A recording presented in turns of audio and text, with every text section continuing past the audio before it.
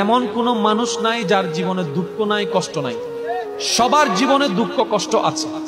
গড়ির কাটায় ঠিক এই মিনিটে পৃথিবীর কোনো না কোনো জায়গায় কেউ এখন হয়তো আগুনের মধ্যে পড়ছে, কেউ হয়তো ক্যান্সারের সাথে যুদ্ধ করছে, কারো কাছে হয়তো এই মুহূর্তে ডাক্তার এসে বলছে তুমি আর মাত্র বাঁচবে 3 দিন। হয়তো কেউ এখন মৃত্যুর সাথে পাঞ্জা লড়ছে, কেউ বা হয়তো দুনিয়াতে মাত্র সন্তান জন্ম হয়েছে, মাটা মাত্র মারা গিয়েছে।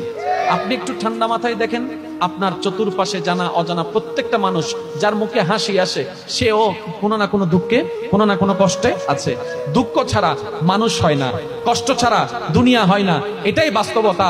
আর এই চির বাস্তবতা, চির সত্য কথাটা যে যত দ্রুত মনের মধ্যে বসাই নিতে পারবে, সে তত দ্রুত সুখের সন্ধান পেতেই থাকবে। বলেন সুবহানাল্লাহ।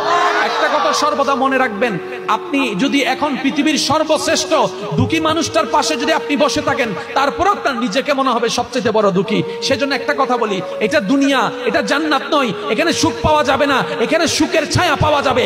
আসল সুখ তো জান্নাতে, আসল শান্তি তো জান্নাতে। মুমিনদের জন্য দুনিয়া হচ্ছে কারাগার, আর কারাগারে কখনো শান্তি পাওয়া যায় না।